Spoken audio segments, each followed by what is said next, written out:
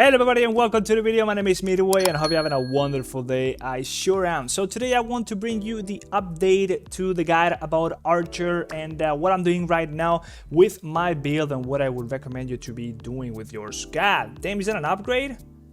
It is. Okay, well, I mean, that's a good start, very good start to the video. There we go. Definitely very decent. Okay, well, let's just go through it, right? So archers right now are face rolling the game on PvE. They are the best option for PvE. Mages are lagging behind, and warriors are a little bit behind as well, I would say. They're strong, they're very strong for PvP, but archers are just dominating pretty much. You can check out, unless you are facing insane whales that obviously you're not going to be able to meet the stats they have, you're always going to be pretty much stronger as an archer. So let's go through what I am using, right? So I have the following skills, of course. First of all, I am playing an ARROWGOD, as we already talked about in previous guides. ARROWGOD right now is the go-to for the archers if you are using the other version of the archer class. It's not that bad, it's not that far behind, but ARROWGOD is just better. It gets more value out of the active skills. That's the main reason why ARROWGOD is better, because you have the increased combo damage, and really your active skill is the same between this version of the archer, the ARROWGOD, and the other one, the Shadow Hunter, just because of the increased damage received during the effect that is applied by the active skill. So it goes really well with the whole archer prototype, just building a lot of combo and crit onto it, right? So it's just the better option right now. That might change in the future. Now, what about skills, right? So right now my setup of skills looks like this. I would obviously recommend you to try and emulate something like this. I would also use stuff like, for example, Blitz Assault instead of my Shroom Shield. In some scenarios, I would still need to test it out, but obviously you might not have all these skills if you've just started the game recently or you're still a lot lower level than I am. Of course, I am at this point quite advanced in the game. But what I would do if I was if I didn't have these skills available to myself, I would actually try and use stuff like, for example, Speed Surge, pretty good option, just a lot of damage, and that's really all we want. We just want a lot of attack speed, so that is very good option. Now, other stuff we can use, for example, would be to use Easy Breezy and also Take It Slow. Those two skills are very defensive, very good, very strong, to be fair. Also Coin Bomb, if you don't have stuff like, for example, Smoke Bomb, Coin Bomb, also a very good offensive option. So those kind of skills really take you a long way. Wordless Snare can also be a good option, especially I think for like PvP it might be pretty good, but for now I think the setup that I have is just better. Now, getting Clone Strike, of course, is going to be a massive night and day thing. It's going to change your life. I'm not sure where I would put Windborn and what I will take out. I think I might do a video once I get it. And then Blitz Assault, as I mentioned, I would probably take Shroom Shield out and put it in there, right? So why am I using the following skills? Well, obviously, Disarm is just insane. The stun is pretty much mandatory. Everybody's using this. If you're not using Disarm, you are just putting your life at risk. Really, you're always going to be like getting stunned as soon as you start PvP. Everybody's using this, so yeah, get into it. It's really going to change your life. It's going to make you survive a lot better.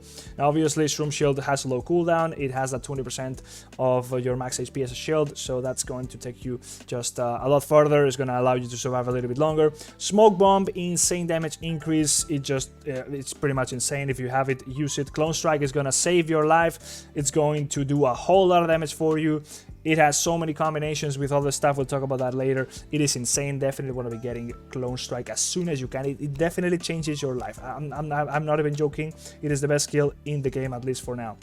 And then I am using Wild Gust. It increases all your damage by 15%. All your damage. That is your pile damage, your skill damage, your attack damage, your combo damage, right? That is flat damage. Very strong, pretty low cooldown. Is insane. Could probably replace that with Windborn, stuff like that. We'll see. But so far, this is what I'm using and what I would recommend. As I mentioned, the replacements would be the ones that I mentioned already. So now, obviously, in my Class Awakening, I'm just doing a little bit what I can. I'm not really progressing too much on that front. But now let's go over to pals. Now, so what am I doing with my pals? Now, I would recommend you to also try and use a setup similar to this. Try and get yourself a banana as soon as you can. It is very damn strong. The event just kind of happened a couple days ago, so it's gonna take a little while until it comes back. But you can also use the blue banana if you don't have the red banana. Blue banana is still very strong. 5% combo, very important. We'll talk about stats in a moment. Now, what are the other things I'm using? I'm using the bird for the attack speed. Attack speed allows us to attack more and therefore get more combos. So that is what we want. If you don't have the red bird, just just go down and look for the lower tier of the bird. I think that's not the one actually. It looks like that. That's the lower tier of the bird, right? So there's other tiers as well.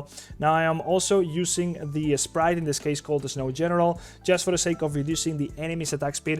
Now what I'm really trying to do with my archer is to survive a little bit longer while not sacrificing too much damage, because archer has enough damage usually, but you just die, right? As soon as you get to a certain point, you will get one shot or two shot or whatever. So surviving is crucial, and I think reducing the enemy's attack speed is insane. You can also go with something like the deer. I was using the deer before I got the crocodile. Now I'm using the crocodile because you get this massive shield when your HP drops below 50% for 30% of your max HP. That is insane, right? So I am using that, and it actually increased my power quite a little bit. I was able to get through some bosses I couldn't before, and yeah, I think that is also a very strong option. And finally, I'm using the sprite. Sprite just gets you more skills gets you more damage, as well as just another use of the shroom shield and stuff like that. So obviously very damn strong. Now other things you could use, for example, would be like the chicken there for a little bit more offensiveness, although I would personally still go with the deer if I wouldn't have the crocodile. And then for the lower tier of things, well, just try and emulate what I already have and go with the lower versions of that. Something else you could also use would be the eggplant, pretty decent, and also the rabbit. If I did have the rabbit, I would also try and put it somewhere, maybe take away the sprite, because the rabbit sort of does the same thing. It gives you the crit rate but also stuns the enemy, right? So that is insane, very strong. And then finally I would use the octopus somewhere.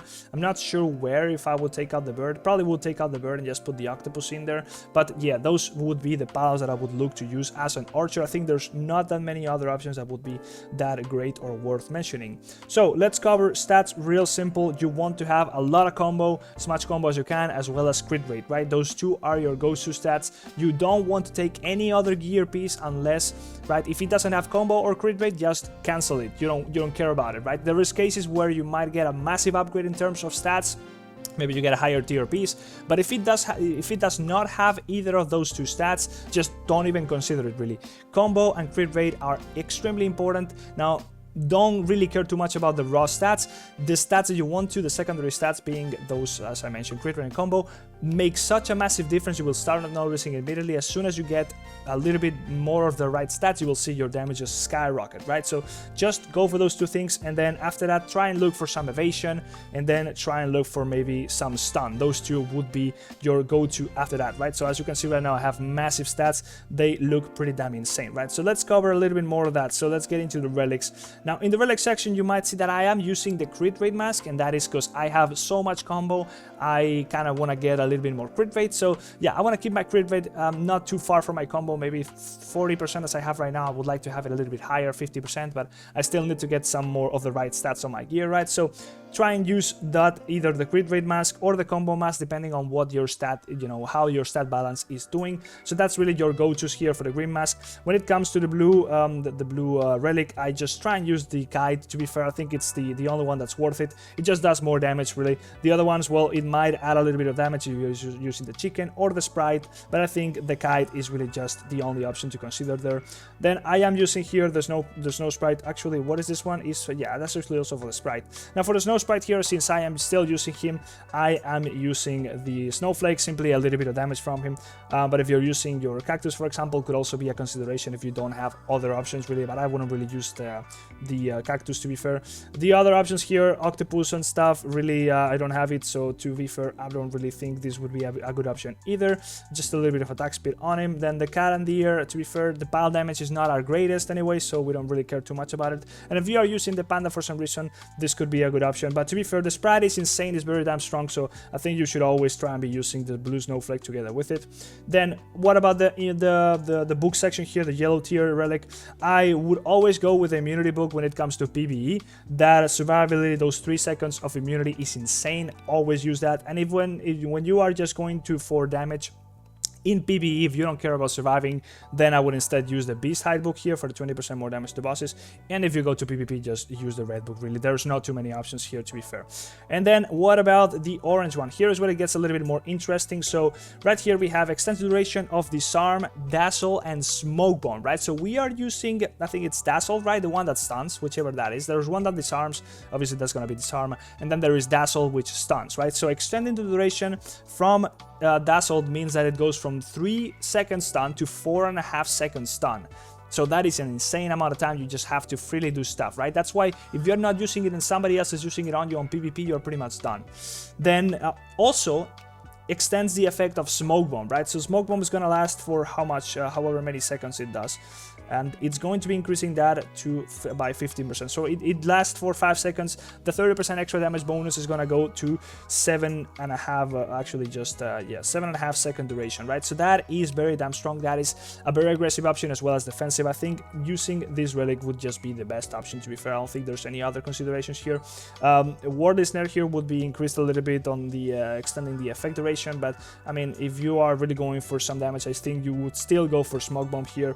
And then the other, if you don't have Smoke Bomb and you're instead using Coin Bomb, maybe this is the option for you. It's gonna boost the effects, it's gonna do a little bit more of that extra damage.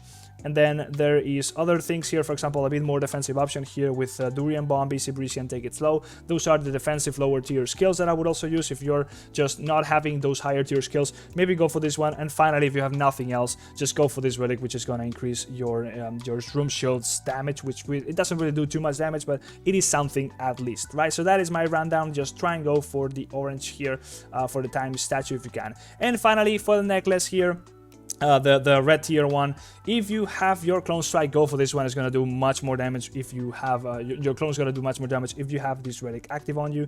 And then there is some other options really, but to be fair, Grim Reaper damage, we're not really using Grim Reaper, would be a very last resort.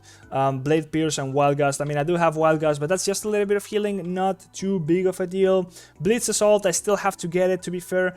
Increasing the damage, basic attacks deal an extra 50% damage during Blitz Assault. That could be something I would consider, to be fair, but I don't have it yet, so I don't know, it would kind of depend. I would need to test it a little bit. And then finally, whenever we have Windborne Arrow, which is a skill that we're probably always going to be using once we unlock it, it comes from the server versus server PvP, it's going to be increasing the damage of that ability by 30%, right? So yeah, I mean, we're not really going for skill crit anyways, but yeah, to be fair, if we are using that ability, we might want to be combining it with this relic, but still need to do some testing with it, right? But for now, since I only have a Clone Strike, really, I'm just going with the Storm necklace, right? So that is it for relics. I don't know what is coming here in the middle. That might actually be the Flying Pal.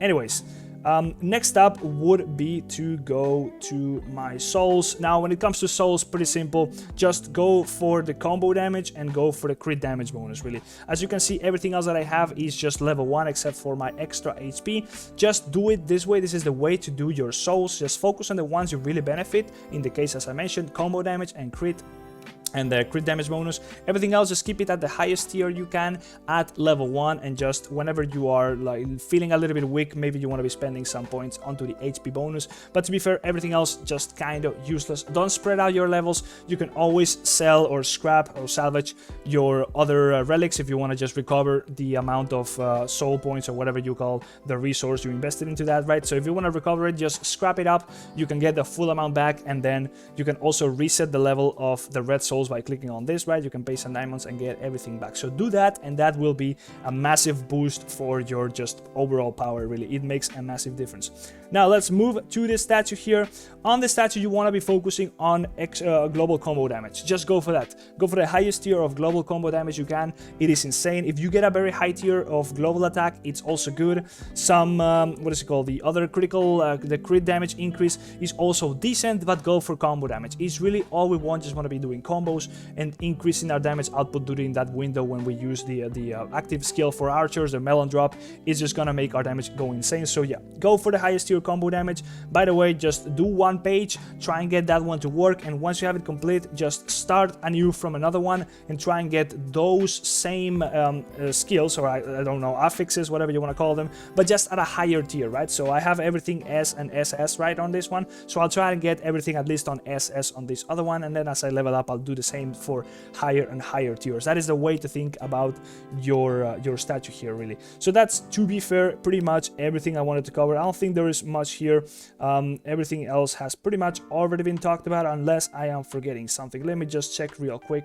Of course, for wings here, I mean, this is not too much. Of course, there is talents, never mind. But for wings, there is not much to think about here. Just try and level them all up a little bit. Obviously, focus on attack a little bit more early on, and once the cost becomes a lot, you will see that there is big spikes in the percentage bonus you get from this stuff, right? So once you get to the point where like level 50, it's gonna go from like 10,000 to 18,000 or like 8,000 to 18,000. So you want to try and get that as soon as possible on every single one of them. And if you just focus on that one, or like specifically attack, for example, you will fall behind on everything else. Right now I have a lot of damage, but I'm falling behind on everything else, HP and stuff. So you kind of want to spread it out and level up everything. And then when it comes to talents, you want to try and go for the following. Go for your level, your attack boost here at level 10, and then try and go for your the health, just to be able to get to the extra combo damage, of course. That's all we want. And once you do have that at level 10, we're gonna be trying to go for the high, whatever you call the last node here on the tree, at least level 1, right? So we will have to go for the ignore evasion. I think you need to get it to level 5. Yes, it says right there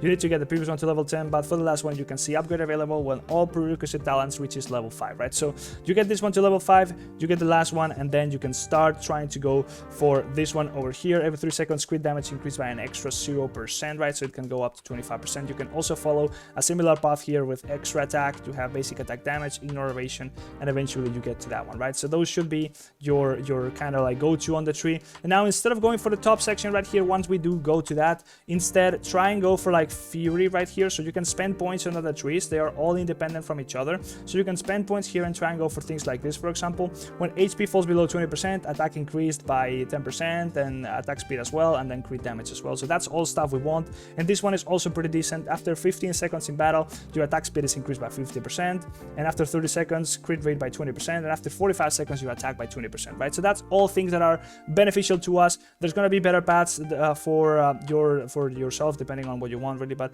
I'm not really gonna give you all the hard breakdown on that. I got a video covering the best talents for archers already. Check it out in the channel. That's gonna be your go-to here. And in the meantime, while you are not able to afford another level on the node that you desire, you can also spread out your points, for example, within these increased base attack nodes. As you can see, I did so on the Fury and Sorcery, just so I can get a little bit more of that attack in the meantime. And then you can always just go ahead and reset that for free, right? It takes nothing. You can do it as many times as you need to, right? So you can do that for sure, right? So I think that's really pretty much it.